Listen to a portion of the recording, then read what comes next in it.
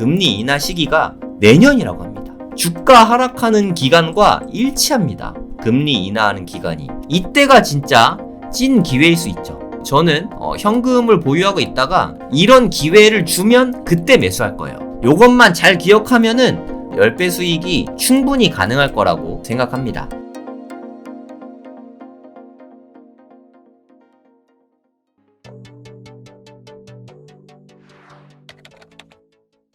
네, 안녕하세요. 성정길입니다. 오늘은 정말 중요한 이야기를 좀 드리고자 합니다. 물론 이건 시나리오일 뿐이긴 하지만 2024년에 이제 며칠 안 남았죠.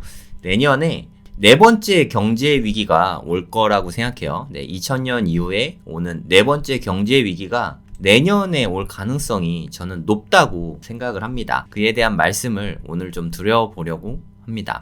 여러분이 투자를 하고 계시다면 누구나 생각하는 게 있으실 거예요. 투자를 할 때 좀 돈 많이 벌고 싶잖아요. 많은 분들이 이런 얘기를 들어봤을 거예요. 뭐 심루타, 뭐 텐베거라고 하죠.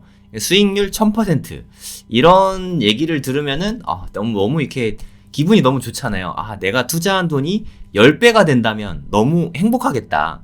그러니까 100만 원 투자해서 1000만 원 번다면, 1000만 원 투자해서 1억을 번다면, 1억을 투자해서 10억을 번다면 얼마나 좋을까, 이런 생각을 하시면서 이번 영상을 보시면 큰 도움이 될 거라고 생각합니다.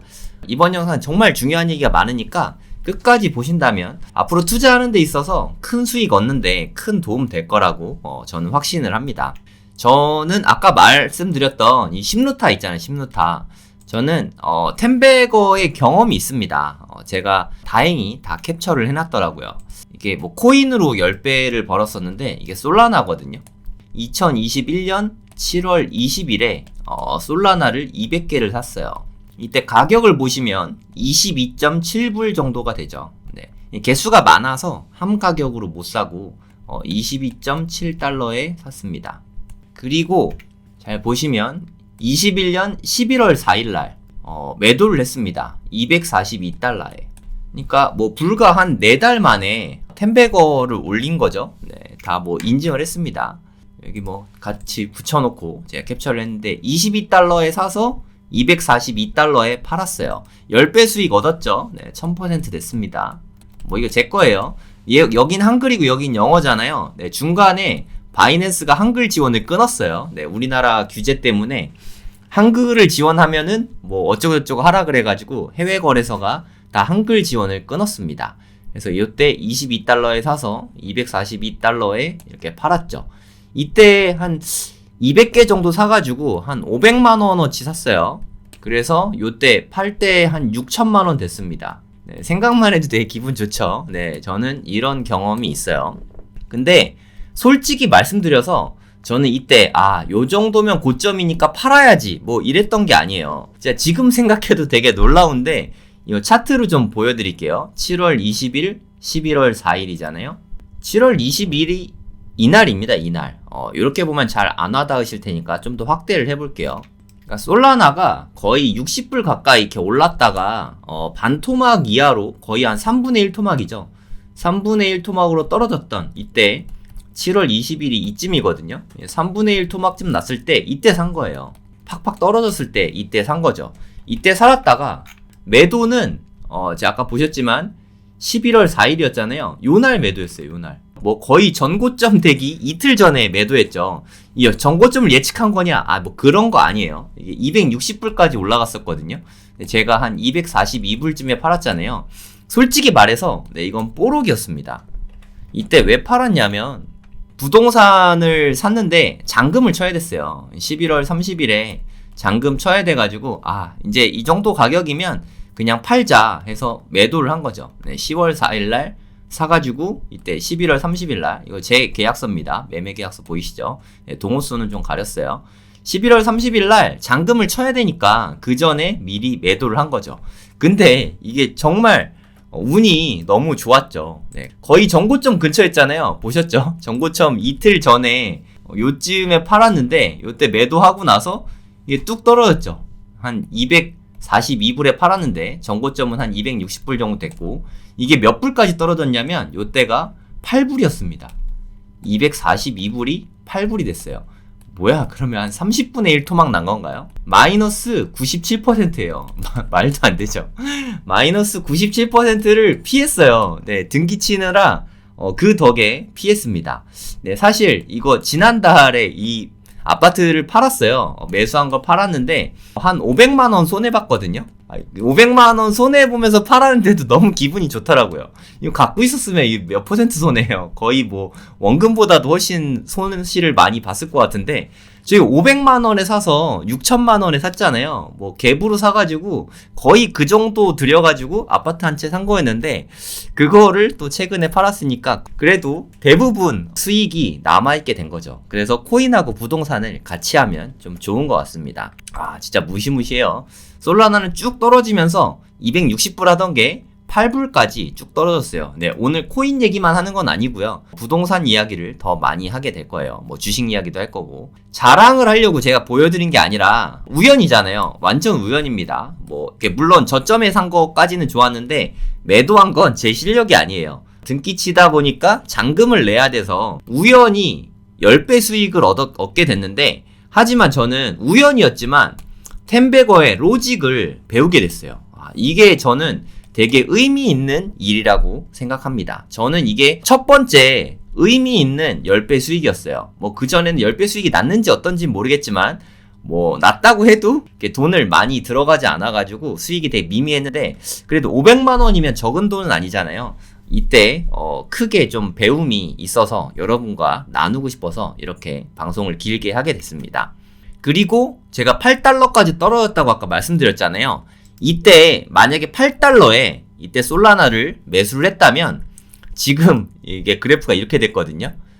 보시면 요때가 8달러예요. 네, 지금은 99달러인가? 여기까지 갔었어요. 그러면 요때도 템베거가 넘게 났죠. 한 뭐 1200% 수익이 났겠죠. 그러니까 중요한 건 아무 때나 요때 사는 사람들인데 요때 사면 안 되는 거예요. 중요한 건 고점에서 매수하면, 그러니까 어느 정도 오른 다음에 매수하면 10배 수익을 얻는 것 자체가 거의 불가능하다는 거예요. 네, 이걸 잊으시면 안 됩니다. 이게 저는 제일 중요한 부분이라고 생각해요. 그러니까 아무 데서나 사서 그렇게 큰 수익을 얻을 수가 없습니다. 하락했을 때 그럴 때 사야 돼요. 저한테도 주식 투자에 있어서 아주 훌륭한 분, 네, 두 분의 스승님이 계시거든요. 제가 자주 설명드리긴 했는데 첫 번째 스승님은 앙드레 코스톨라니 옹입니다. 네, 이미 돌아가셨죠. 돈 뜨겁게 라고 저는 부르는데 이 돈 뜨겁게 책을 보면 아주 상세하게 제가 말씀드린 그런 내용들이 나옵니다. 하락장에 투자를 하고 상승장이 오면 매도를 해야 된다는 거죠. 예, 돈 뜨겁게 사랑하고 차갑게 다루어라. 저는 이 책을 한 7, 8번은 읽은 것 같아요. 이게 제가 아직도 책을 갖고 있는데 네, 이 책 보이시죠? 네, 서가에 꽂아놓고 그냥 심심하면 한 번씩 읽습니다. 네, 돈 뜨겁게 아주 강추하는 책입니다. 책값도 너무 착하지 않습니까? 1,800원, 10% 할인해서 1,800원. 이거보다 싼 책 요즘에 별로 없는 것 같아요. 저는 이 책을 한 2007년쯤에 매수 2007년쯤에 샀던 것 같아요. 여기 보면은 연도가 나오니까 여기 보이실지 모르겠네. 2007년에 이 책을 샀습니다. 한 7, 8번 정도는 본 것 같아요. 네, 저한테 있어서는 투자의 바이블 같은 책이라고 할 수 있습니다. 그리고 또 한 권의 책은 되게 두꺼운 책이에요. 피터 린치 책이죠. 전설로 떠나는 월가의 영웅. 이분은 진짜 글도 되게 잘 써요. 저는 너무 재밌는데 두껍다 보니까 책값은 좀 나갑니다. 23,400원. 책값이 좀 아까우시면 이 책만 보세요. 이 책만 봐도 충분하니까 저는 이 두 책을 읽지 않았으면 템베거 수익을 얻지 못했을 것 같아요. 저는 투자할 때 늘 항상 생각하는 논리가 이 두 분한테 배웠다고 생각하거든요. 투자로 큰 수익을 얻으려면 방법은 정말 딱 하나밖에 없다고 생각합니다. 여러분도 많이 들어보셨을 거예요. 공포에 사고 탐욕에 팔아라. 뭐 이런 이야기 되게 많이 하잖아요. 그러니까 하락장에 사고 상승장에 매도하는 습관을 들여야 된다는 거죠. 10배 수익을 얻으려고 하면 그냥 지금같이 아무 때나 이럴 때 사서 수익이 나는 게 아닙니다. 아무 때나 사면 안 돼요. 그게 중요합니다. 물론 어디가 바닥인지 어디가 상투인지 뭐 그건 알 수가 없어요. 뭐 이렇게 됐다고 쳤을 때 요럴 때가 고점이구나. 요럴 때가 뭐 저점이었네. 이거는 다 지나고 나서 아는 거잖아요. 그쵸? 이거는 결과론적인 이야기입니다. 현실에서는 한 이쯤 떨어졌을 때부터 분할로 계속 사서 이렇게 평단을 이 근처로 만들어야죠. 네, 그래야 고점에서 매도를 한 다음에 큰 돈을 벌 수가 있는 거죠. 바닥하고 상투는 다 결과론적인 이야기예요. 이거를 알 수 있다고 하면 네, 그분은 작두 타야죠. 그리고 그분은 이미 뭐 조단위의 부자가 돼 있을 테니까 이거는 아무도 모릅니다. 네, 워렌 버핏도 이건 알 수가 없죠. 그래서 살 때도 분할 매수 해야 되고요. 팔 때도 분할 매도 해야 됩니다. 네, 이거를 습관 들여야 돼요. 근데 정말 많은 사람들이, 특히 초보자분들이 몰빵 투자한단 말이에요. 누가 뭐 유튜브에서 뭐 좋대더라 하면은 그거 그냥 갖고 있는 돈을 다 사버려요. 그리고 떨어지면은 제발 가자 하고 오르면은 아싸 하고 한 5% 오르면 팔아버리죠. 그런 식으로 투자를 하면 큰 돈을 벌래야 벌 수가 없습니다. 그러니까 몰빵 투자하는 습관은 무조건 고쳐야 돼요. 이건 절대 해서는 안 되는 일이거든요. 여러분 아마존 아시죠? 아마존. 이 아저씨 머리 이렇게 없으신 제프 베이조스 아저씨가 만든 회사죠. 이 회사의 주가 그래프를 제가 잠깐 보여드릴게요. 1999년에 이때 닷컴 버블이 진짜 심각했거든요. 아마존 주가가 여기가 고점이거든요. 5.65달러였어요. 5.65달러. 근데 이게 불과 2년 만에 진짜 미친듯이 떨어졌죠. 5.65달러가 0.2755달러가 됐습니다. 한 20분의 1 토막 난 거죠. 그러니까 뭐 마이너스 95%? 뭐 요 정도 난 거예요. 뭐 어마어마하지 않습니까? 이랬다가 전고점을 회복하는데 걸린 시간이 무려 10년입니다. 이 닷컴 버블 때, 비쌀 때 요때에 사서 물린 사람은 뭐 10년 동안 갖고 있는 사람도 없겠지만 10년이 지나서야 전고점을 회복한 거죠. 근데 대부분은 요때 아마 다 손절 쳤을 거예요. 이거 못 기다립니다. 존버 못해요, 이만큼. 이때 다 손절을 한 사람이 제가 봤을 때는 한 99%였을 것 같고, 한 1%만이 여기까지 살아남아서 드디어 살았다 해서 5%에서 10% 정도, 많아야 이 정도 수익을 보고 나 드디어 수익 봤어 하고 매도를 했겠죠. 한 5달러에. 그쵸? 아마도 그랬을 거라고 생각이 됩니다. 하지만 진짜 돈 번 사람은 이때 산 사람이죠. 이때 산 사람은 요때 팔 이유가 별로 없어요. 물론 일부 매도할 수도 있긴 하지만, 왜냐하면 계속 수익권이니까. 계속 수익권일 때는 이렇게 많이 떨어져도 그냥 더 들고 있지 뭐 하는 생각을 할 수 있거든요. 그래서 장기 보유가 가능합니다. 요거 진짜 중요해요, 여러분. 싸게 사야 장기 보유가 가능합니다. 이렇게 비쌀 때 물리면 너무 고통스러워요. 예를 들어서 이때 100만원어치 샀다. 이 100만원이 5만원 남아있는 거예요. 이거 보고 있는 게 너무 힘들거든요. 그래서 어디쯤에 좀 올라왔을 때, 요럴 때 아마 다 매도할 겁니다. 그래 이게 어디야 하고 매도를 하게 돼 있어요. 장기 보유를 하려면 그래서 폭락 후에 싸게 사야 됩니다. 이게 진짜 중요해요. 하지만 아까 저점 보여드렸죠. 0.2755달러. 근데 그게 만약에 20년 동안 계속 들고 있었다. 그럼 2021년 고점은 188달러입니다, 여러분. 188달러. 제가 계산을 해봤더니 684배예요. 만약에 내가 뭐 한 1000만원어치 샀다고 치면은 68억 4천만원이죠. 1000만원어치 사면은 68억을 만들 수 있는 정도의 수익을 거둘 수 있는 거예요. 하지만 5달러에 샀다면 여기까지 수익을 절대 거둘 수가 없습니다. 왜냐하면 고점에 물린 사람이 여기까지 들고 있을 리가 없거든요. 쌀 때 사야 여기까지 존버할 수 있어요. 그래서 그게 제일 중요하다고 생각합니다. 불장에 사는 습관이 있는 사람이면 정말 투자로 절대 성공할 수가 없어요. 불장에 샀다면 이 긴 암흑장을 절대 이겨낼 수가 없거든요. 아마존뿐만 아니라 다른 예를 또 들어봐 드릴게요. 여러분 이건 아마 맞출 수 있을 것 같은데, 전 세계 시가총액 1위 기업이 어딜까요? 네, 애플입니다. 애플. 그래서 애플로 제가 또 분석을 해볼게요. 애플 모르는 사람 없죠. 네, 아이폰, 스티브 잡스, 그리고 뭐 지금은 다른 분이 하시지만 팀 쿡 뭐 이런 분이 하시지만, 어찌됐든 애플 하면 스티브 잡스가 떠오를 거예요. 보통의 사람들은 요럴 때 막 사고 싶어 하거든요. 애플 주가가 막 올라. 그래서 1.34달러까지 엄청나게 큰 폭으로 많이 올랐습니다. 2000년 3월 23일 날 1.34달러까지 올랐거든요. 하지만 쭉 빠졌죠. 어디까지 빠졌냐면 1.34달러였던 주가가 3년 만에 0.227달러까지 빠집니다. 한 6분의 1 토막 난 거죠.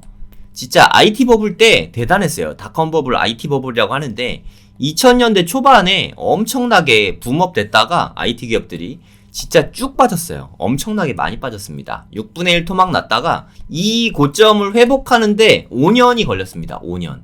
여러분들이 고점에 물려있을 때 5년 존버할 수 있어요? 또 한 1.34달러에 물려있는데 솔직히 한 1.5달러 정도 되면은 이제 팔고 싶을 것 같지 않나요? 그쵸? 애플이지만 그때는 뭐 애플이 어디까지 갈지 모르니까 정고점을 회복하면 누구나 다 팔고 싶어집니다. 이건 뭐 어쩔 수 없는 것 같아요. 그러면 이때 매도를 하면 정말 뼈아픈 일이 생기죠.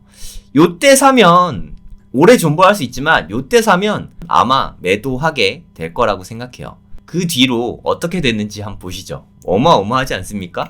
만약에 2003년에 0.227달러에 샀다고 치면 20년 동안 무려 879배가 상승했습니다. 199.62달러까지 갔거든요. 며칠 전이죠, 불과. 열흘 전이네요. 그러니까 만약에 내가 1000만원어치 애플 주식을 요때 2003년에 샀다고 치면 지금은 87억 9천만원이 돼 있는 거죠. 네, 이 정도는 부자 아닙니까? 네, 현금으로 이렇게 되는 건데 어마어마한 거 아닙니까? 1000만원 이때 투자했으면 네, 어마어마한 네, 갑부가 돼 있는 거죠. 너무 좋죠. 네. 하지만 이거는 마찬가지로 6분의 1 토막 난 가격에 샀을 때 이런 기적이 일어나는 거지, 고점에 샀으면 아마 원금 회복 되자마자 매도를 했을 거예요. 원금 회복 되는데 한 5년이 걸렸는데 5년 후에는 아마 매도를 했을 거라고 생각이 됩니다. 요게 뭐냐면 빵이에요. 빵 주식 아세요? 그러니까 빅테크 기업이라고 생각하면 되거든요. 미국의 빅테크 기업들을 지수로 묶은 건데 여러분 한번 보세요. 여기서부터 출발을 해가지고 몇 년 안 됐습니다. 5년밖에 안 됐어요. 5년 만에 이렇게 미친듯이 상승을 한 거거든요. 여기가 한 2천 정도 되는데 8천입니다. 5년 동안 4배가 상승했어요. 코로나 때 미친듯이 올랐는데 또 떨어졌다가 또 미친듯이 올랐거든요. 여러분 어때요? 네, 지금 이 현 상태에서 매수하고 싶은가요? 저는 잘 모르겠거든요. 솔직히 저는 이때는 매수할 때가 아니라 일부 이익 실현할 때, 매도할 때라고 생각이 되거든요. 물론 판단은 여러분이 하시는 건데 이럴 때 사면 정말 너무 힘들 수 있어요. 투자를 하려거든 이제 차라리 요럴 때 아니면 요럴 때 이럴 때 분할 매수를 하는 게 맞았죠. 근데 지금 와서 사겠다 모르겠습니다. 네, 이런 습관이 있으면 나중에도 큰 돈 벌기가 어려울 거라고 생각해요. 요렇게 급등했을 때 뭐 마이크로소프트나 애플 투자하는 게 맞을까요? 이런 불장에 투자하는 게 정말 맞습니까? 저는 정말 아닌 것 같거든요. 그러면 이제부터 네, 제가 진짜 드리고 싶은 말씀이 이제부터 나옵니다. 우리는 언제 투자해야 될까요? 네, 이 부분에 대해서 말씀을 드리고 싶은 거예요. 제가 생각하기에 2000년 이후에 4번의 경제 위기가 있다면 IT 버블 아까 보셨죠? 네, 어마어마했죠. 이따 이것도 상세히 보여드릴게요. 리먼 사태, 네, 모르는 분 안 계시죠? 리먼 사태. 그리고 코로나19, 네, 2020년 코로나19 때 요때랑 그리고 내년이 경제 위기가 오지 않을까 하는 조심스러운 생각을 하고 있습니다. 왜 그러냐면 저는 어렸을 땐 잘 모르겠고 이제 20살 이후에 성인이 된 다음에 4번의 경제 위기가 있었거든요. 이게 미국 금리입니다. 트레이딩 이코노믹스라는 사이트에서 제가 캡처해서 갖고 온 거예요. 25년으로 해서 나온 거거든요. 2000년대 초반, 네, 요게 아까 보셨던 IT 버블이에요. 닷컴 버블이라고 하죠. 요때 진짜 엄청나게 큰 폭의 하락이 있었어요. 이따 보여드릴게요. 요거 모르는 분 없죠? 네, 요거 리먼 사태입니다. 진짜 처참하게 무너졌죠. 그리고 요건 좀 작았지만 이때가 코로나 때입니다. 코로나는 그래도 크게 무너지진 않았어요. 근데 산이 높으면 골이 깊다고 했잖아요. 금리를 보세요. 6%가 넘었었죠. 그래서 IT 버블은 진짜 이거 회복하는 게 정말 너무너무 힘들었어요. 네, 진짜 힘들었거든요. 리먼 사태도 4%가 넘었잖아요. 그래서 이것도 진짜 힘들었어요. 그나마 코로나는 2%가 안 됐을 때 금리 인하에서 충격이 좀 빨리 회복이 됐거든요. 근데 여러분 알다시피 지금은 5.5%거든요. IT 버블을 제외하고는 가장 높이 그리고 가장 짧은 시간에 올라왔어요. 얘 올라온 거 보세요. 얘네들 올라온 속도에 비하면 진짜 엄청난 속도로 빠르게 올라왔거든요. 근데 뉴스를 보니까 그럼 금리 인하를 언제 하냐? 금리 인하 시기가 내년이라고 합니다. 지금 5.5%까지 크게 올라왔잖아요. 좀 정체기가 좀 오래되다가 떨어질 줄 알았는데 바로 좀 떨어질 모양인가 봐요. 내년에 한 3번 정도 인하한다고 합니다. 여기서 3번을 인하하면 한 4.75%까지 떨어지게 되겠죠. 이렇게 될 수도 있고 안 될 수도 있는데 제 생각에 내년 상반기에 일단 한 번 하고 하반기에 2번을 하지 않을까, 저는 그렇게 생각하고 있어요. 어찌됐든 미 연준에서 3번 정도 금리 인하를 할 거라고 이렇게 예고하고 있습니다. 그래서 저는 내년에 경제 위기가 올 가능성이 높지 않을까 하는 생각이 듭니다. 이게 4번이죠. 닷컴버블, 리먼 사태, 코로나, 그리고 내년, 이렇게 4번인데 이 4번을 제가 아주 상세하게 보여드릴게요. 먼저 제가 아까 그 무시무시했다고 하는 닷컴버블. 닷컴버블은 진짜 이건 정말 역대급인 것 같아요. 이건 진짜 어마어마합니다. 보세요. 이 날짜를 좀 잘 보셔야 되는데 여기가 2000년이고 여기가 2023년입니다. 2000년대 3년 동안 일어났던 일이에요. 2000년 초반에 나스닥이 무려 5132포인트까지 갔습니다. 아까 보셨죠? 이때 뭐 아마존이나 애플도 주가 뭐 완전 최고점이었잖아요. 그쵸? 이러다가 불과 3년 만에 1100이 됐어요. 아니 지수가 5분의 1 토막이 났습니다. 지수가 5분의 1 토막이 나면요 여러분, 개별 주식들은 10분의 1 토막, 20분의 1 토막, 30분의 1 토막 막 난리도 아니에요. 아까 보셨지만 아마존도 거의 한 30분의 1 토막, 20분의 1 토막 났잖아요.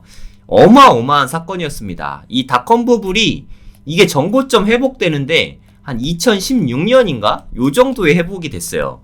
그러니까 무려 16년 만에 전고점이 회복된 거예요. 여러분 존버도 정도 것이지 여러분 16년간 존버할 수 있어요? 제 나이가 지금 뭐 한 43인데 16년 존버하면 거의 나이가 60대거든요.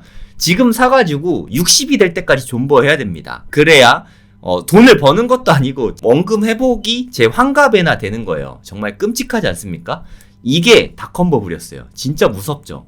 네, 이게 IT 버블이 이 정도로 무서운 거였어요. 네, 어마어마했죠. 금리 인하, 엄청난 폭의 금리 인하가 보이시죠? 뭐 금리 인하하면 주가가 폭등한다. 그렇습니까? 정확하게 연도가 딱 겹치잖아요. 그쵸? 주가 하락하는 기간과 일치합니다. 금리 인하하는 기간이. 안 무서우세요? 네, 진짜 무섭죠. 내년에 금리 인하 한다고 하니까 저는 좀 두렵습니다. 그리고 리먼 사태. 리먼 사태 모르는 분은 안 계시죠? 2008년에 나스닥이 2861포인트까지 올라갔었어요.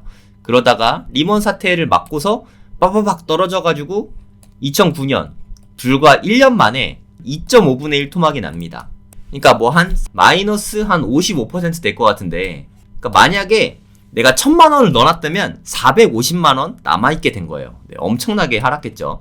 지수가 이만큼 떨어졌다는 얘기는 개별 주가는 막 10분의 1 토막 나고 막 난리도 아니었을 거거든요. 진짜 처참하게 떨어졌습니다. 리먼 사태 모르는 분 안 계시잖아요. 그쵸? 마찬가지로 이때 사면은 이거 회복하는데 엄청 오래 걸렸어요. 하지만 이때 샀다면 아주 오래 들고 있으면서 존버할 수 있겠죠. 그래야 큰 돈을 벌 수 있으니까요. 그리고 코로나19는 솔직히 좀 귀여운 수준인 것 같아요. 다시 한번 보여드리면 이게 닷컴버블 때는 낙폭이 엄청 크잖아요. 그쵸? 그리고 리먼 사태 때도 낙폭이 상당히 컸죠. 하지만 코로나19는 되게 산이 작았죠. 그래서 물론 대단히 큰 낙폭이긴 하지만 이 원투펀치에 비하면은 아주 좀 귀여운 수준입니다. 그래도 한번 보세요. 얘는 뭐 5분의 1 토막, 얘는 2.5분의 1 토막, 근데 얘는 반 토막도 안 났어요. 그쵸? 뭐 한 마이너스 30% 되는 것 같습니다. 아니면 한 마이너스 한 80% 이런 거 보다가 이거 보니까 좀 귀엽죠. 어찌됐든 여기에 물리면 좀 힘들었죠. 네, 존버하기 어렵죠. 하지만 요때 샀다면 그 뒤로 뭐 엄청나게 큰 폭으로 올랐으니까 되게 해피했겠죠, 사실. 그죠? 그래서 큰 폭으로 하락하는 이 시기를 좀 기다렸다가 매수를 하는 습관을 들여야 투자할 때 큰 돈을 벌 수 있습니다.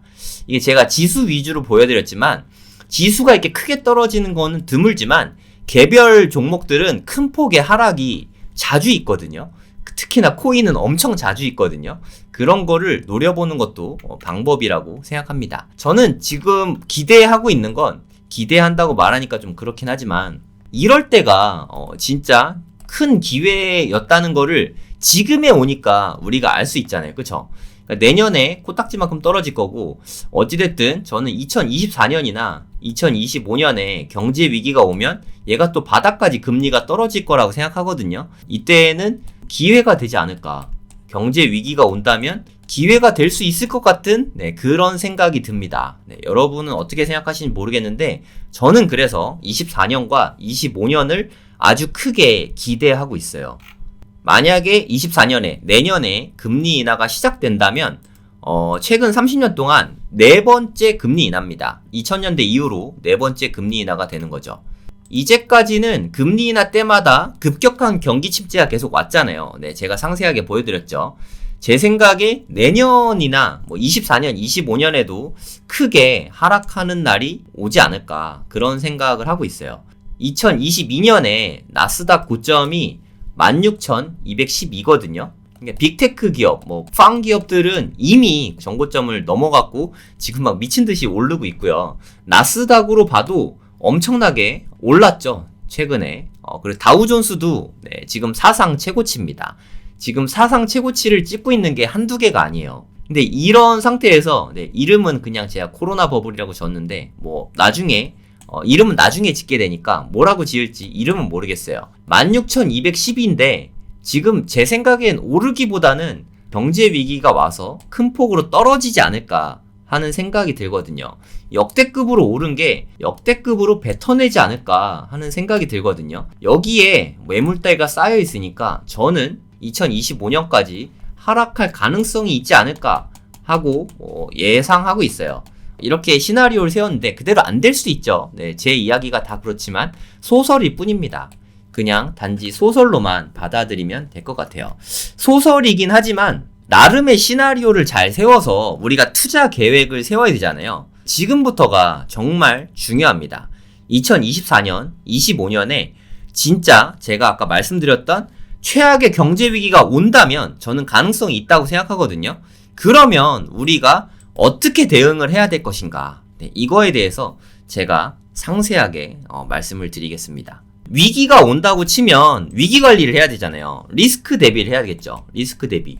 그럼 여러분, 리스크 대비는 대체 어떻게 합니까? 리스크 대비하는 법은 어떻게 되죠? 이건 너무 당연한 얘기일 수 있는데 최고의 리스크 대비는 현금이에요. 현금. 현금을 보유해야 됩니다. 이게 진짜 중요하거든요. 다들 머리로는 알아요. 현금 보유해야지 하고 머리로는 아는데 실천을 하지 않습니다. 제가 지금부터 정말 디테일하게 현금 보유하는 법에 대해서 말씀을 드릴게요. 현금을 보유해야 되는데 자꾸 뭔가를, 투자 상품을 사는 사람들이 있어요. 하지만 제가 생각했을 때 지금은 살 때가 아닙니다. 지금은 살 때가 아니라 오히려 팔 때입니다. 부동산이 됐든 주식이 됐든 일부 코인이 됐든 만약에 그거를 갖고 있다면 일부는 좀 팔 필요가 있다는 거죠. 만약에 내가 코인을 샀다, 혹은 아까 미국 주식 요즘에 화랑이잖아요. 미국 주식을 샀다. 그래서 수익을 보고 있다. 그러면 일부 익절을 하세요. 다 팔진 말고, 또 모르잖아요. 미친 듯이 더 올라갈지. 그러니까 만약에 내가 1,000만원어치 들고 있다고 치면은 한 500 정도 파는 거죠.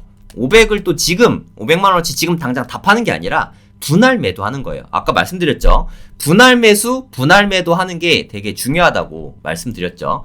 어찌됐든 조금씩 일부 익절을 하셔야 됩니다. 그리고 되게 슬픈 이야기긴 하지만 우리가 전에 좀 잘 못 사서 요럴 때 사가지고 이렇게 물렸다면은, 지금 물려있다면 그래도 일부는 손절하세요. 손절도 마찬가지입니다. 한 번에 그냥 다 파는 게 아니라 조금씩 분할 매도 하시면 됩니다. 익절도 분할 매도 하시면 되고요. 손절도 분할 매도 하시면 됩니다. 조금씩.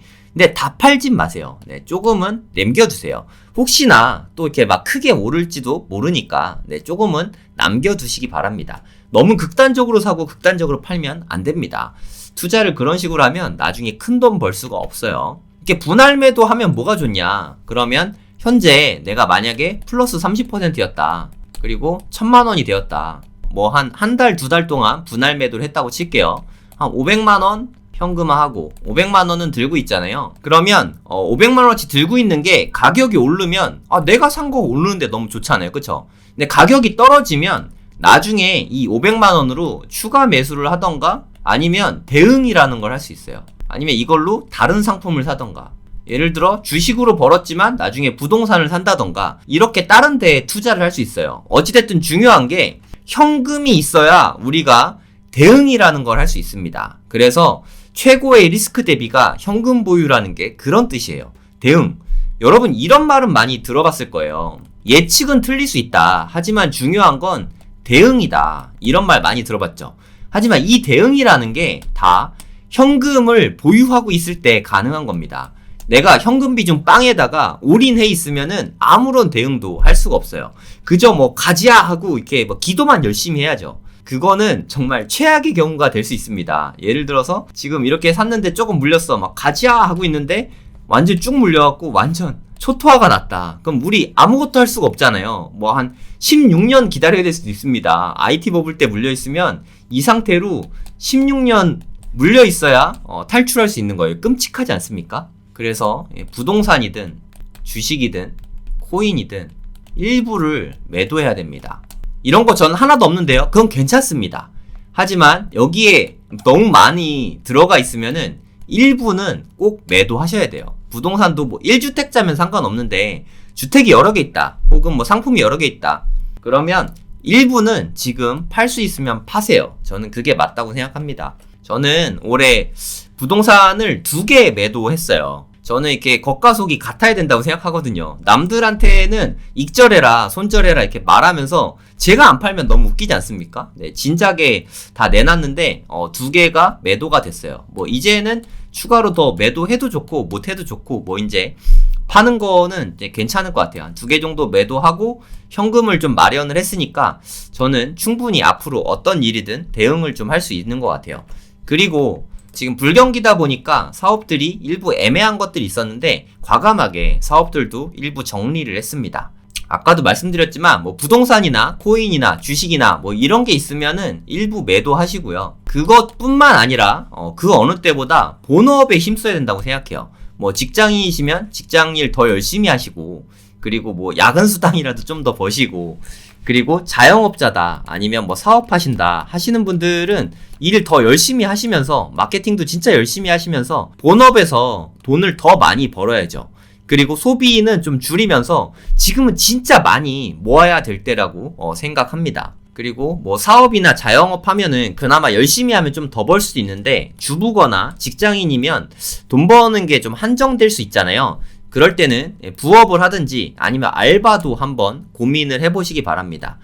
이걸로 현금을 만약에 100만 원이라도 번다면 저는 이렇게 벌어들인 100만 원은 향후에 뭐 5년, 10년 후에는 1000만 원의 가치를, 그 이상의 가치를 낼 수 있다고 생각하거든요. 지금 버는 100만 원은 여러분 100만 원이 아닙니다. 거의 1000만 원의 가치가 있으니까 진짜 돈 열심히 버셔야 돼요. 그럼 이제 현금 보유까지 했다고 칠게요. 경제위기 시나리오, 제가 아까 말씀드린 거 다 알겠다, 그렇게 올 수 있다고 생각한다, 오케이, 좋아.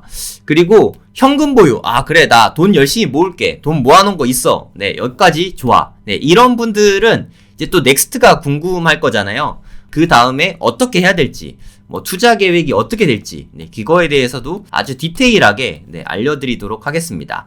제가 어느 정도 언급은 했는데 그 어떤 것보다도 더 상세하게 말씀드릴 테니까 큰 도움이 될 거라고 생각합니다. 하지만 제가 지금 말씀드리는 거는 당연히 완전히 소설이고 시나리오일 뿐입니다. 뭐 제가 점쟁이가 아니잖아요. 앞으로 어떻게 될지 뭐 제가 당연히 알 수는 없지만 어느 정도 시나리오가 여러분을 투자하시는데 큰 도움은 된다고 생각합니다. 저는 BBB 투자를 준비하고 있어요. BBB 투자. 네, 저번에 제가 말씀드린 적은 있죠. 비트코인, 분양권, 빌딩. 분양권 한국말이지만 그냥 적당히 만들기 위해서 BBB 투자라고 제가 만들었습니다. 일단 1번, 2번, 3번 순으로 제가 상세하게 말씀드리도록 하겠습니다. 비트코인. 요즘에 비트코인 다들 관심 많으실 거라고 생각이 됩니다. 비트코인이 많이 오르기도 했고 호재가 워낙 많아서 업비트에서 거래량도 엄청나게 늘었더라고요. 특히 2024년에 호재가 넘치는 것 같습니다. 일단 제일 큰 게 비트코인 현물 ETF가 출시될 것 같다는 게 가장 큰 뉴스죠. 24년 1월 10일 날 이 그레이스케일 소송에서 이겼기 때문에 이날 이전에는 좀 출시하지 않겠냐, 모두가 이렇게 보고 있어요. 그리고 SEC랑 뭐 그레이스케일, 블랙락, 뭐 피델리티 이런 데들랑 아주 밀접하게 협의를 하고 있습니다. 이제 ETF 출시가 진짜 가시화되고 있는 느낌이 많이 나요. 저도 승인 쪽으로 한 70% 이상 가능성을 보고 있습니다. 하지만 안 될 가능성도 한 30% 정도는 저는 있다고 생각해요. 근데 이게 되든 안 되든 저는 그게 그렇게 중요하진 않다고 생각합니다. 어찌됐든 이거는 대단한 대박 호재임은 틀림없다고 생각해요. 사실 이것 때문에 그렇게 비트코인이 미친듯이 오르고 있는 거죠. 그리고 2024년에 4년에 한 번 있는 반감기가 옵니다. 이제까지 우리는 반감기를 몇 번 겪었잖아요. 뭐 2016년에도 있었고 2020년에도 있었고 이제 내년에 2024년에도 있는데 2018년에 뭐 미친 듯한 폭등이 있었고 2021년에 폭등이 있었죠. 그러면 24년에 반감기가 있으면은 24년, 25년에 또 미친 듯한 상승이 있지 않을까? 모두가 다 그렇게 기대하고 있죠. 네, 저 또한 기대하고 있죠. 금리 인하는 비트코인의 그냥 직접적인 호재예요. 금리 인하를 하면은 달러를 막 풀겠다는 뜻이거든요. 달러가 막 풀리면 달러가 너무 흔해지잖아요. 달러 가치가 떨어지죠. 달러의 가치가 떨어지면 비트코인의 가격은 가만히만 있어도 가격이 오를 수밖에 없습니다. 예를 들어서 시중에 있는 비트코인이 100만큼 있었는데 이게 너무 많이 찍어내서 200으로 올라가요. 그럼 비트코인은 그냥 가만히만 있어도, 예를 들어서 요때 10만 달러였으면 요땐 가만히만 있어도 그냥 20만 달러 되는 거예요. 그냥 가만히만 있어도 2배가 되는 거죠. 이게 명목상으로 올라가는 거기 때문에 금리 인하가 비트코인에는 직접적인 호재라고 할 수 있습니다. 그리고 트럼프가 저는 지금은 바이든, 그러니까 민주당이 집권하고 있잖아요. 저는 내년 대선에서는 공화당이 트럼프가 집권을 하게 되지 않을까 하고 조심스럽게 생각하고 있거든요. 왜냐하면 지금 시나리오 자체가 2024년에 경제 위기가 온다는 시나리오잖아요. 경제 위기가 오면요, 바이든은 무조건 떨어질 수밖에 없습니다. 역대 사상 경제 위기가 오고 재선이 된 경우가 없거든요. 그래서 경제 위기가 2024년에 오면 공화당의 트럼프가 대선에서 집권을 하게 되지 않을까라는 생각이 듭니다. 공화당, 특히 트럼프는 비트코인에 좀 친화적이거든요. 그래서 대단한 호재라고 할 수 있죠. 이거 밖에도 뭐 호재는 너무 많아요. 상승장에는 원래 호재가 많이 붙습니다. 원래 그렇게 돼 있어요. 하지만 제가 여러분께 드리고 싶은 말씀은 비트코인 호재가 이렇게 많으니까 지금 사라, 이런 말이 절대 아닙니다. 왜냐하면 비트코인 또한 단기에 너무 급등했거든요. 아까 미국 주식 보여드렸잖아요. 미친듯이 막 오르는 거. 그뿐만 아니라 비트코인도 너무 많이 올랐어요. 이렇게 막 미친듯이 올랐다가 한 6만 9천까지 갔다가 팍 꼬라박았죠.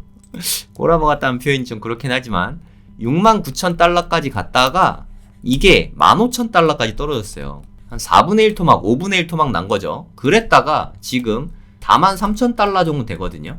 거의 뭐 또 한 3배가 됐죠. 한 200% 올랐습니다. 이렇게 급등한 상태에서 지금 몰빵을 한다? 아까 말씀드렸지만 몰빵하면 안 된다고 말씀드렸죠. 오른 다음에 사면 안 된다고 말씀드렸죠.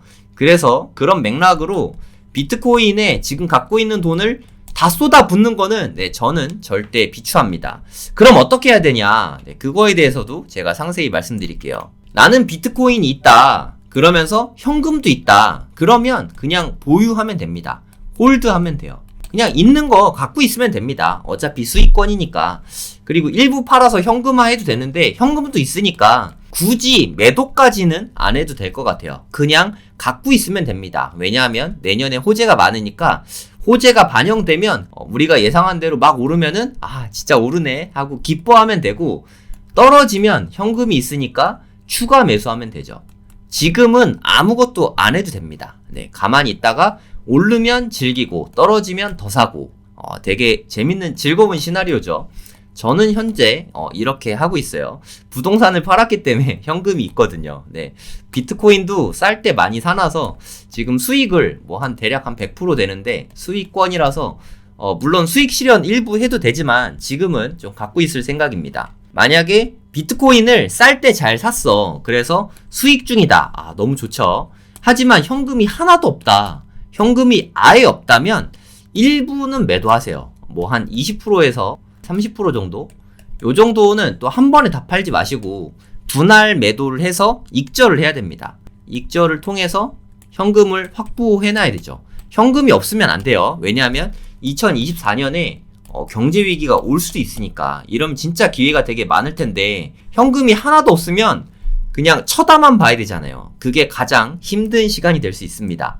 그래서 현금 보유를 하기 위해서 만약에 수익 보고 있다면 일부를 매도하는 거를 추천합니다.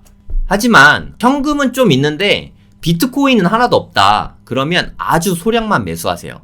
제가 추천하는 거는 한 10,000원 정도? 현금은 있는데 비트코인이 아예 없으면 10,000원 정도만 사세요. 근데 아무리 많이 사도 5%보다 더 많이 사진 마세요. 예를 들어서 현금이 뭐 한 1억 있다. 그러면은 한 500만원 정도. 한 번에 사면 안 되겠죠. 이 정도면. 분할 매수 하시면 되고, 만약에 1,000만원이 있다.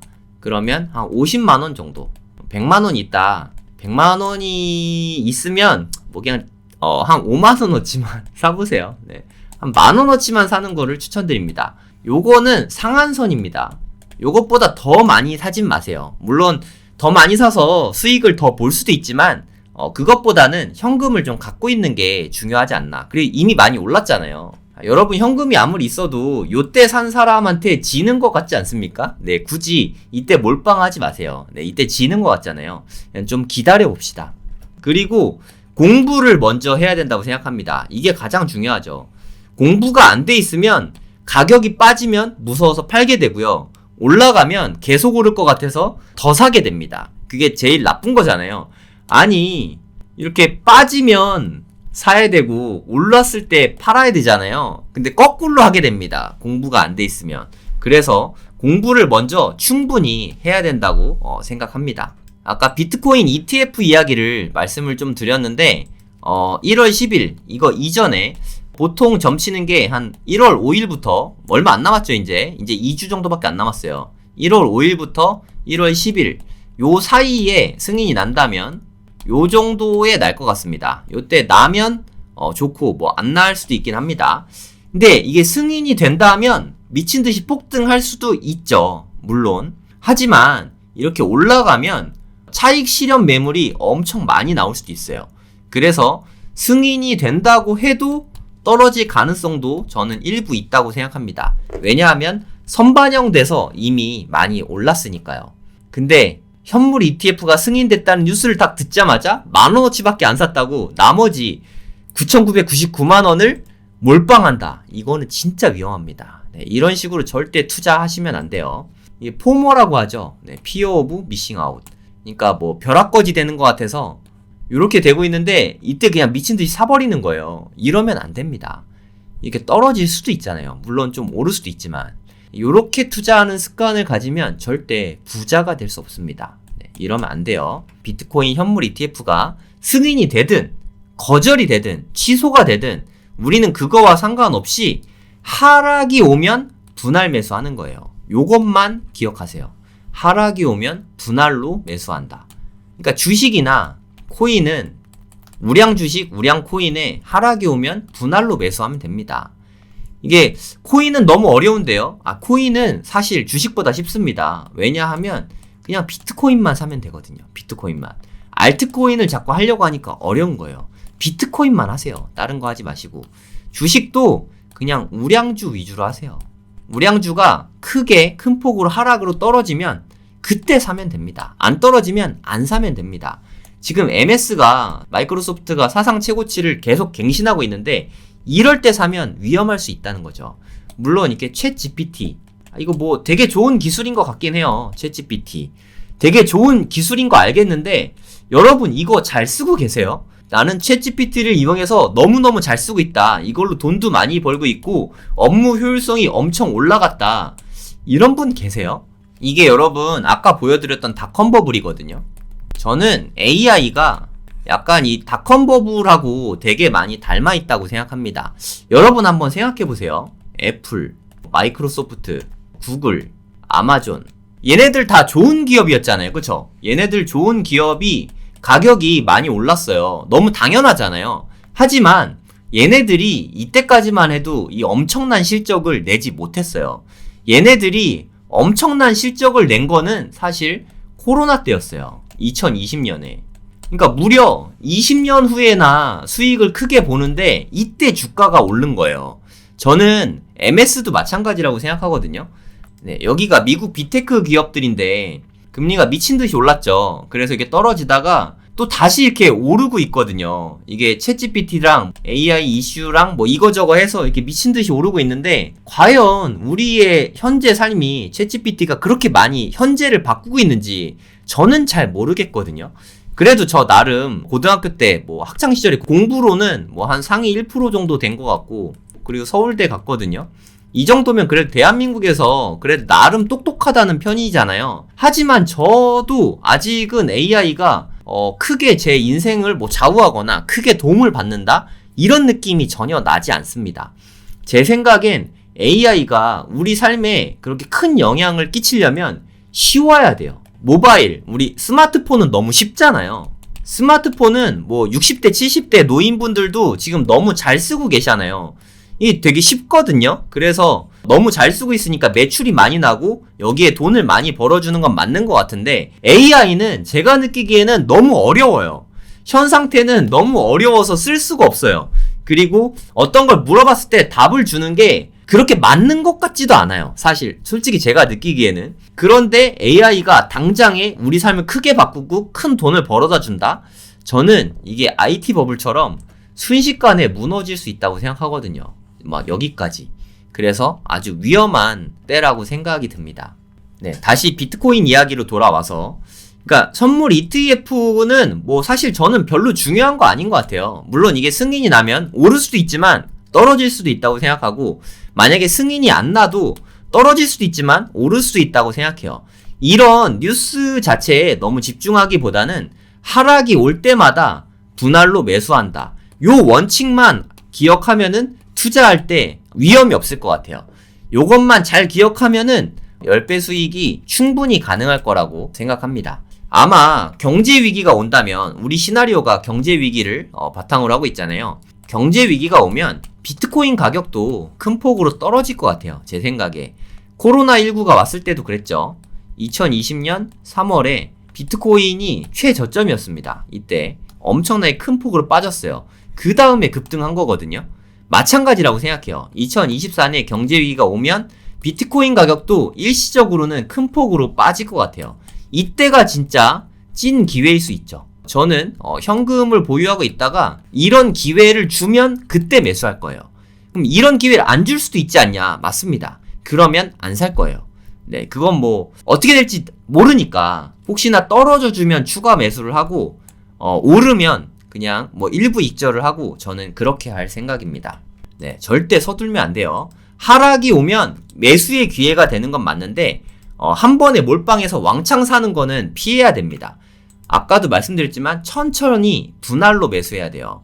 천천히 분할로 매수를 하다 보면 경제 위기가 오잖아요. 그럼 연준에서 금리를 갑자기 또 막 0%대까지 팍 낮추면서 돈을 엄청 풀어댈 거예요. 네, 코로나 때 기억하시죠? 이렇게 돈을 풀면 달러뿐만 아니라 달러가 그나마 낫죠. 달러, 유로, 엔화, 뭐 위안화, 원화 이게 다 풀리니까 너무 양이 많아지니까 모든 화폐의 가치가 떨어질 거라고 생각해요. 아까도 말씀드렸지만 화폐 가치 이렇게 떨어지면은 가만히만 있어도 가격이 오르게 되는 거죠.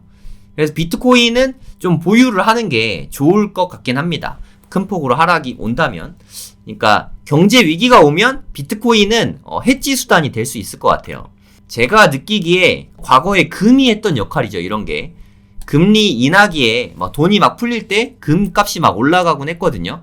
지금은 이 금의 역할을 비트코인이 많이 대체하고 있는 것 같아요.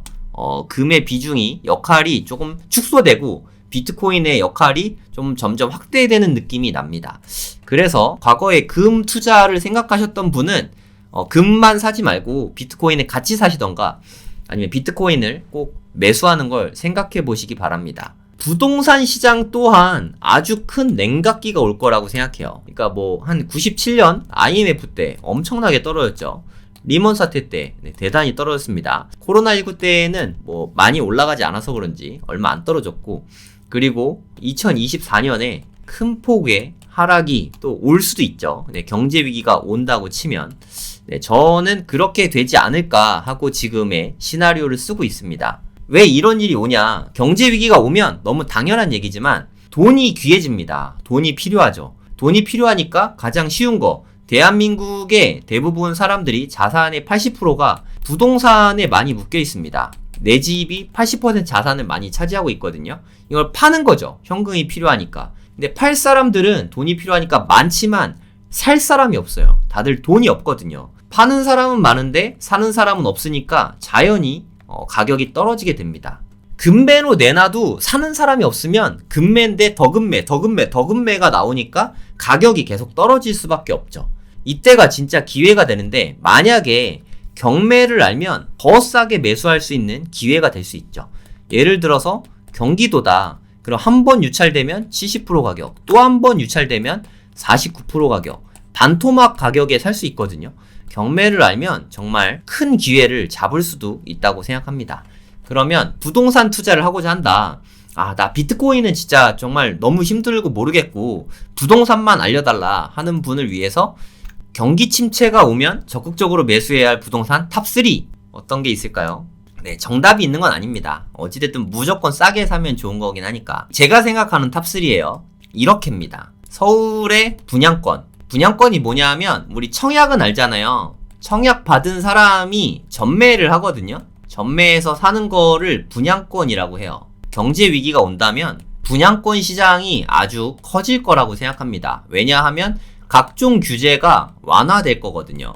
이 분양권은 레버리지가 되게 커요. 레버리지가 막 10배 이렇거든요. 그래서 쌀 때 잘 사면 분양권은 큰 수익을 얻을 수 있습니다. 하지만 채 떨어지기 전에 뭐 요럴 때 사면, 너무 조급하게 사면 10배로 물릴 수 있잖아요. 10%만 떨어져도 내 자산이 빵원이 됩니다. 분양권은 매우 위험해요. 그러니까 공부를 많이 해야 돼요. 여기 말씀드린 거 전부 다 좀 공부가 좀 많이 되어 있어야 됩니다. 공부가 잘 안 되어 있으면 재건축 아파트에 투자하는 게 저는 가장 안전하다고 생각합니다. 그나마 레버리지를 좀 적게 쓰는 편이니까. 대신에 재건축 아파트는 현금이 좀 많이 들어가요. 그래서 저는 재건축 아파트가 좋은 건 알지만 현금이 많이 들어가니까 BBB 아닙니까? BBB? 첫 번째 B는 비트코인, 두 번째 B는 서울 분양권, 세 번째 B는 빌딩, 강남 빌딩. 얘네들은 레버리지가 어마어마하거든요. 그래서 저는 1번하고 3번 위주로 보고 있는데, 좀 공부가 덜 돼 있고 좀 안전한 투자를 하고자 하시면 재건축 아파트에 투자하시면 됩니다. 재건축 아파트는 입지가 좋으면 좋을수록 괜찮겠죠. 하지만 재건축 아파트에 투자하실 때는 관천한 재건축 아파트 말고요.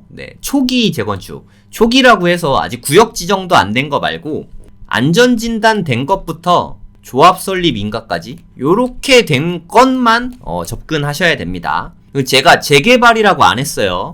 재개발 입주권 사라는 얘기가 아니라 재건축 될 아파트를 사라고 했어요. 왜냐하면 하락장이 오면 재개발은 구역 지정이 해제될 수 있거든요. 너무 위험합니다. 그래서 어차피 들어가는 돈이 별 차이 안 나니까 재건축 아파트를 매수하시기 바랍니다. 재개발은 단계가 많이 된 거, 그러니까 예를 들어서 뭐 관처가 난 거, 얘네들은 나중에 분양을 하게 되잖아요. 청약을 하게 되잖아요. 그럼 나중에 분양권 시장에 나오게 되니까 이때 매수하면 됩니다. 제가 정말 다 가르쳐 드렸는데 제가 드린 말씀이 무슨 뜻인지 아는 분은 큰 돈을 벌 것이고, 잘 모르겠으면 공부하시면 됩니다. 시간이 많아요, 여러분. 앞으로 제가 생각했을 때 한 2, 3년 정도는 시간이 있거든요. 이 정도 천천히 공부하시면 충분하니까 너무 걱정하지 마세요. 천천히 공부하시면 됩니다. 뭐 제 강의를 들으셔도 되고, 다른 분 강의를 들으셔도 되고, 책을 읽어도 되고, 유튜브 통해 공부하셔도 되고, 가장 좋은 건 임장단이면 부동산 사장님들이 다 알려주십니다. 제가 드린 말씀을 바탕으로 임장 다니면서 공부하시면 됩니다. 시간이 충분히 많으니까 다 할 수 있어요. 다시, 나는 현금이 많다. 그리고 나는 위험한 투자가 싫다 하면은 2번만 하시면 됩니다.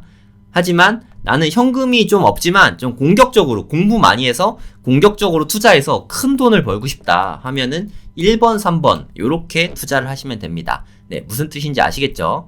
네, 앞으로 제가 서울 분양권, 뭐 재건축, 강남 빌딩 이런 컨텐츠들을 앞으로도 계속 할 거예요. 뭐 3년이든 4년이든 5년이든 제가 부자가 되고 나서도 계속 할 거니까 제 영상을 꾸준히만 보시면 현재 시점이 어느 타이밍이구나 뭐 이거를 다 알 수 있을 거라고 생각합니다. 그리고 제가 오늘 예상 시나리오를 말씀드렸잖아요. 이대로 갈 수도 있겠지만 안 갈 가능성도 매우 크지 않습니까? 그러면 현재 시장은 이러니까 수정된 시나리오를 계속 제가 말씀을 드릴 거예요. 네, 여기에서 큰 폭으로 변화하진 않을 것 같긴 하지만 어찌됐든 변화하면 변화된 상황에 맞게 제가 말씀을 드릴 겁니다. 제 유튜브 구독 꾸준히 하시면서 제 강의하는 거 뭐 저 이렇게 가성비 강의로 하니까 고래동 공부에서는 지난달에도 했지만 강남 빌딩에 대해서 또 상세하게 말씀드릴 거고 분양권이나 청약 강의도 뭐 꾸준히 하고 있고 앞으로 뭐 코인 강의도 열 수 있을 것 같고 관심 있으시면 강의를 들으셔도 되고 강의 안 들으셔도 됩니다. 충분히 공부하실 수 있으니까 지금부터 공부하시고 2, 3년 후에 큰 기회가 올 테니까 그 기회들을 꼭 잡으시기 바랍니다. 미래는 준비된 사람의 것이에요, 여러분. 제가 이렇게 시나리오를 말씀드렸잖아요. 그 시나리오대로 됐는데 돈을 못 번다면 그게 제일 슬픈 일이지 않겠습니까? 아니 30년 동안 경제위기가 이번에 온다고 치면 그래봤자 4번입니다. 대략 한 10년에 한 번씩 오는 기회인데 이거를 그냥 날려보내야 돼요. 그 다음 기회는 환갑 때 올 것 같거든요. 그거 너무 무섭지 않나요? 네, 지금부터 준비하셔도 충분합니다. 미래는 준비된 사람의 것입니다. 지금부터 준비하시면 됩니다. 저도 뭐 그렇게 돈 많지 않고 공부는 여러분보다 좀 더 했을 수 있겠지만 한 2, 3년 정도 우리에겐 시간이 있잖아요. 이 시간 동안 현금 모으면서 공부하시면 됩니다. 같이 공부합시다, 여러분. 지금부터 근데 준비를 안 하면 보는 눈이 없어서 못 사거나 현금이 없어서 못 사거나 이런 불상사가 생기거든요. 이 두 가지가 가장 슬플 것 같아요. 제 시나리오대로 돼서 정말 큰 기회가 왔는데 그걸 알아보는 눈이 없거나 현금이 없으면 너무 슬픈 일이지 않습니까? 그래서 지금부터 현금도 모으시고 아까 다 말씀드렸어요. 일부 매도하고 본업에 치중하고 부업하고 창업을 하거나 알바해서라도 돈을 열심히 모으고 쓰는 건 줄이고 현금을 모으는 게 일단 가장 중요합니다. 그 다음으로는 BBB 투자, 어찌됐든 좋은 투자를 계속 공부하는 거죠. 이 두 가지면 저는 충분하다고 생각합니다. 지금부터라도 저는 충분하다고 생각하니까 같이 공부하시면 될 것 같습니다.